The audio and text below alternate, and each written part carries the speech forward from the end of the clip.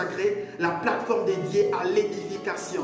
La pensée que nous allons développer aujourd'hui s'intitule « Quelle est ton identité ?» Je reprends « Quelle est ton identité ?» Alors, naturellement, en tant qu'être humain, nous avons tous une identité. Effectivement, et pour ceux qui se demandent c'est quoi une identité, l'identité c'est la personnalité physique d'une personne légalement reconnue ou constituée. C'est-à-dire, l'identité c'est ce qui appartient essentiellement à la personne, c'est ce qui lui est propre, c'est ce qui le distingue d'une autre personne. Et plusieurs documents officiels sont là pour prouver notre identité et ces documents sont appelés pièces d'identité. Et sur ces pièces d'identité sont marqués des éléments qui constituent notre identité, des éléments tels que le nom, le prénom, la date de naissance, le lieu de naissance, la nationalité et la profession. Nous sommes tous d'accord que sur la terre, nous avons une identité. Mais dans les cieux, quelle est ton identité? Nous allons voir cela ensemble dans cette vidéo. C'est parti! Commençons par le nom. Il est judicieux de savoir que le nom est l'élément principal de l'identité d'une personne. Sans nom, tu n'as aucune personnalité et sans nom, tu n'as aucune filiation. Le nom est généralement donné à un enfant dès sa naissance. Mais Dieu, lui, il nous connaît bien avant notre naissance. La Bible dit, dans le livre de Jérémie, chapitre 1 au verset 5, « Avant que je t'eusse formé dans le ventre de ta mère, je te connaissais. Et avant que tu fusses sorti de son sein, je t'avais consacré, je t'avais établi prophète des nations. » À travers ce verset, nous voyons bien que Dieu nous connaissait avant notre naissance. C'est lui qui nous avait consacrés, c'est lui qui nous avait établis. Dieu nous connaît, Dieu me connaît et Dieu nous appelle à son service. Il dit dans sa parole, dans le livre de Ésaïe 62 au verset 2b, « On t'appellera d'un nom nouveau que la bouche de l'Éternel désignera. » Effectivement, Dieu nous appelle par un nom que lui-même a désigné spécialement pour nous. À travers l'histoire de Jean-Baptiste, nous pouvons bien voir que Dieu nous avait déjà appelés avant notre naissance et qui nous avait déjà consacrés à son service. Lisons le livre de Luc au chapitre 1 du verset 8 à 17. Il est écrit: « Alors un ange du Seigneur apparut à Zacharie et se tint debout à droite de l'autel des parfums. Zacharie fut troublé en le voyant, et la frayeur s'empara de lui. Mais l'ange lui dit: « Ne crains point, Zacharie, car ta prière a été exaucée. Ta femme Élisabeth t'enfantera un fils, et tu lui donneras le nom de Jean. Il sera pour toi un sujet de joie et d'allégresse, et plusieurs se réjouiront de sa naissance, car il sera grand devant le Seigneur. Il ne boira ni vin, ni liqueur enivrante, et il sera rempli de l'Esprit Saint dès le sein de sa mère.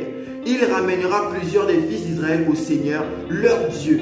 Il marchera devant Dieu avec l'esprit et la puissance d'Élie pour ramener les cœurs des pères vers les enfants et les rebelles à la sagesse des justes, afin de préparer au Seigneur un peuple bien disposé. » Voyez, à travers ce verset, nous pouvons bien constater le fait que Dieu, avant notre naissance, nous connaissait déjà, qu'il nous avait déjà appelés à son service. Mais il a failli avoir un hic dans l'histoire. Voyons ça dans le texte de Luc au chapitre 1 du verset 57 à 63. Il est écrit: « Le temps où Élisabeth devait accoucher arriva, et elle enfanta un fils. Ses voisins et ses parents apprirent que le Seigneur avait fait éclater envers elle sa miséricorde, et ils se réjouirent avec elle. Le 8e jour, ils vinrent pour circoncire l'enfant, et ils l'appelaient Zacharie, du nom de son père. Mais sa mère prit la parole et dit: « Non, il sera appelé Jean. » Ils lui dirent: « Il n'y a pas dans ta parenté personne qui soit appelé de ce nom. » Et ils firent des signes à son père pour savoir comment il voulait qu'on l'appelle. Zacharie demanda des tablettes et il écrivit: « Jean est son nom. » Et tous furent dans l'étonnement. Selon le plan de Dieu, le nom que l'enfant devait porter était Jean. Mais selon les hommes, il devait s'appeler Zacharie en l'honneur de son père et parce qu'il n'y avait aucun descendant qui s'appelait Jean dans leur famille. Laisse-moi te dire une chose, c'est que le nom que Dieu te donne n'est pas toujours le nom que tu portes dans la chair. Le nom que Dieu te donne n'est pas toujours le nom que tes parents t'ont donné. Le nom que Dieu donne, à ce nom est attaché ton identité céleste et la mission que tu dois accomplir sur la terre. À Jean, quelle était sa mission? La Bible dit qu'il devait ramener les cœurs des pères à ceux des enfants et les rebelles à la sagesse. Il devait préparer le peuple et le disposer pour la venue du Seigneur. Je vais réitérer mes propos. au nom que Dieu te donne est attaché premièrement ton identité céleste et deuxièmement la mission que tu dois accomplir sur la terre. Voyons cela avec l'histoire de Jésus. Et pour commencer, lisons le texte d'Ésaïe chapitre 7 au verset 14. Il est écrit: c'est pourquoi le Seigneur lui-même vous donnera un signe. Voici, la jeune fille deviendra enceinte. Elle enfantera un fils et elle lui donnera le nom d'Emmanuel. Emmanuel qui signifie Dieu est avec vous. En ce temps-là, il était question d'annoncer la venue de Jésus-Christ. Et allons-y un peu plus loin dans le texte de Luc au chapitre 1 au verset 26. Il est écrit: au 6e mois, l'ange Gabriel fut envoyé par Dieu dans une ville de Galilée appelée Nazareth, auprès d'une vierge fiancée à un homme de la maison de David nommé Joseph. Le nom de la vierge était Marie. L'ange entra chez elle et lui dit: je te salue, toi à qui une grâce a été faite. Le Seigneur est avec toi. Troublée par ces paroles, Marie se demandait ce que pouvait signifier une telle salutation. L'ange lui dit: ne crains point Marie, car tu as trouvé grâce aux yeux de Dieu. Et voici, tu deviendras enceinte, tu enfanteras un fils et tu lui donneras le nom de Jésus. Premièrement, dans le texte d'Ésaïe, il était question d'Emmanuel, qui signifie Dieu est avec vous. Mais dans le texte de Luc, il est maintenant question de Jésus. Allons-y un peu plus loin. Lisons le texte de Matthieu chapitre 1 au verset 19. Il est écrit: Joseph, son époux, qui était un homme de bien et qui ne voulait pas la diffamer, se proposa de rompre secrètement avec elle. Comme il y pensait, voici un ange du Seigneur lui apparut en songe et dit: Joseph, fils de David, ne crains pas de prendre avec toi Marie ta femme, car l'enfant qu'elle a conçu vient du Saint-Esprit. Elle enfantera un fils et tu lui donneras le nom de Jésus. C'est lui qui sauvera son peuple de ses péchés. Dans le livre d'Ésaïe, il était question d'Emmanuel, Dieu est avec nous. Et dans le texte de Luc et de Matthieu, il est question de Jésus qui est le Sauveur. Qu'est-ce qui se passe dans ces deux textes? Permets-moi d'ouvrir une brèche et de t'expliquer l'histoire. Entre la fin du livre de Malachie qui ferme l'Ancien Testament et le début du livre de Matthieu qui ouvre le Nouveau Testament, il s'est passé 400 ans de silence. 400 ans pendant lesquels Dieu ne parlait pas à son peuple. Et là, Dieu ouvre le Nouveau Testament, la Nouvelle Alliance, par une naissance de façon extraordinaire, en envoyant Jésus. Et là, s'accomplit ce qu'il a dit à travers le prophète Ésaïe. Et rappelez-vous que Jésus-Christ, Jésus signifie le Sauveur. C'est le nom par lequel nous tous, nous avons accès au salut. Dieu, à travers Emmanuel, ne voulait pas simplement montrer qu'il était présent, qu'il était un Dieu qui est présent, un Dieu qui est avec nous et qui ne fait rien. La Bible dit: voici l'Éternel est au milieu de vous comme un héros qui sauve. Donc, l'Éternel est au milieu de vous, Emmanuel. Dieu est avec vous comme un héros qui sauve. Jésus-Christ, le nom par lequel nous tous, il suffisait simplement de prononcer ce nom pour avoir le salut. Le nom qui guérissait les malades, le nom qui guérit les malades, le nom qui ressuscite les morts, le nom qui te fait changer d'état et de statut. C'est le nom de Jésus-Christ. Donc voici, il s'agissait de la même personne dans le livre d'Ésaïe et dans le livre de Luc et de Matthieu. C'est la même personne. Pour dire quoi? Que le nom que Dieu nous donne est attaché, notre identité et la mission. L'identité, c'est quoi? C'était Jésus-Christ. C'était son nom. Mais à travers Jésus-Christ, le salut passe par là, le salut rentre à travers ce nom. Dans la Bible, Dieu a donné un nom nouveau à plusieurs personnes. À l'exemple d'Abraham qu'il a appelé Abraham, ce qui signifie le père de multitudes. À Sarai, il a donné Sarah. À Jacob, il a donné Israël. À Saul, il a donné Paul. À Simon, il a donné Pierre. Je ne dis pas que le nom que tu portes est un mauvais nom, non, et qu'il fallait changer ça à l'état civil. Je dis simplement que Dieu t'appelle par un nom qui t'est propre. Et pour découvrir ce nom-là, va simplement prier, va demander à Dieu quel est le nom spirituel que tu portes. Après avoir vu le nom, voyons la date de naissance. Sache qu'il existe deux types de naissance. Il y a la naissance dans la chair et la naissance dans l'esprit. La naissance dans la chair, c'est cette naissance naturelle. C'est la naissance par laquelle nous tous nous passons afin de venir sur la terre. Mais la naissance dans l'esprit est une naissance spirituelle. Cette naissance est synonyme de salut. Mais comment naître de l'esprit? Voyons ça tous ensemble à travers le texte de Jean au chapitre 12, verset 13. La Bible dit: mais à tous ceux qui l'ont reçu, à ceux qui croient en son nom, elle a donné le pouvoir de devenir enfants de Dieu, lesquels sont nés non du sang, ni de la volonté de la chair, ni de la volonté de l'homme, mais de Dieu. Ce texte nous montre que dès lors que tu reçois Jésus, dès lors que tu crois en son nom, tu deviens automatiquement enfant de Dieu. Et tu ne nais plus dans la chair, mais tu nais maintenant dans l'esprit. Voyons encore plus loin dans le texte de Jean 3, du verset 4 à 5.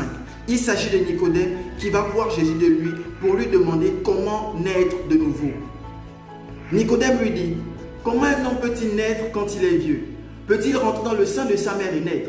Jésus répondit, en vérité, je te le dis, si un homme ne naît d'eau et d'esprit, il ne peut rentrer dans le royaume de Dieu. Lorsque tu nais dans la chair, tu n'es pas enfant de Dieu. Non, la nouvelle naissance consiste à naître dans l'esprit.